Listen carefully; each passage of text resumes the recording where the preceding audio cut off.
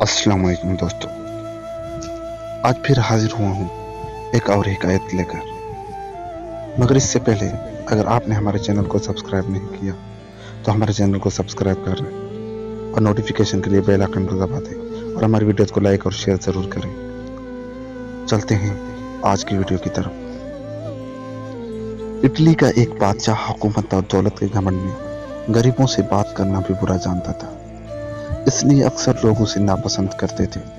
एक दिन ये शिकार में किसी जानवर के पीछे घोड़ा डाले इतनी दूर निकल गया कि नौकर चाकर सब बिछड़ गए और बादशाह अकेला रह गया। इतनी में एक किसान ने बादशाह के घोड़े की रकाब पकड़ ली। उसकी शक्ल हूबहू बादशाह से मिलती थी। फर्क ये था कि उसकी पोशाक और हालत गरीब जैसी थी। उसने बादशाह से कहा कि मैं 3 दिन से हुजूर की ड्योढ़ी पर भूखा प्यासा चला आ रहा हूँ, मगर कोई मेरी फरियाद नहीं सुनता। बादशाह ने गरीब को मेले कुचेले कपड़ों में देखकर यह कहते हुए आगे बढ़ गया कि मैं जलील आदमियों से बात नहीं करता। गरीब किसान फिर भी उसके पीछे पीछे चलता रहा, यहाँ तक कि बादशाह एक तालाब पर पहुंचकर घोड़े से उतरा। बागडोर एक दरख्त से अटकाई, ताज और कपड़े उतारकर एक तरफ रखे और नहाने को तालाब में उतर गया। ये तालाब ऐसे नशीब में था कि नहाने वाले को ऊपर का आदमी नजर न आता था। जब बादशाह तालाब में उतर चुका तो गरीब किसान ने अपने कपड़े उतार दिए, बादशाह के कपड़े पहनकर ताज सर पर रख लिया और बादशाह ही के घोड़े पर सवार होकर रिफू चक्कर हो गया।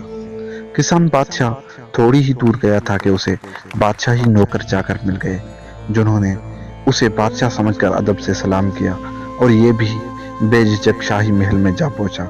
असली बादशाह तालाब से नहाकर बाहर निकला तो कपड़े, ताज और घोड़ा कुछ भी मौजूद न था। बहुत घबराया, मगर अब क्या हो सकता था।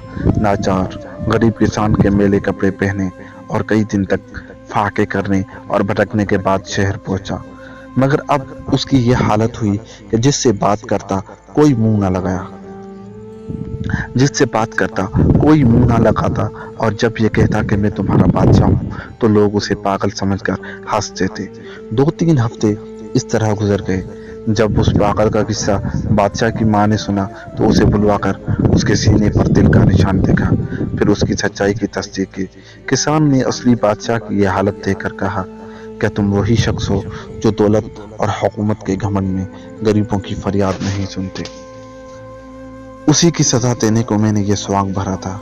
अगर तुम वो घमंड छोड़कर रहमो इंसाफ का इकरार करो तो मैं तुम्हारा ताज और तख्त वापस करने को तैयार हूँ, वरना अभी कत्ल का हुक्म भी दे सकता हूँ। ये सुनकर बादशाह ने आजिज़ी और निदामत के साथ अपनी गलती तस्लीम की और किसान उसे ताज और तख्त देकर घर चला गया।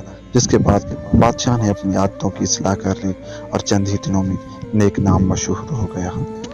दोस्तों, कोई भी इंसान इस दुनिया में छोटा या बड़ा नहीं होता। वो होता है तो अपने अच्छे आमाल की वजह से होता है। इसलिए लोगों से अच्छाई करते रहें। मिलते हैं किसी और वीडियो के साथ, तब तक के लिए खुदा हाफिज़।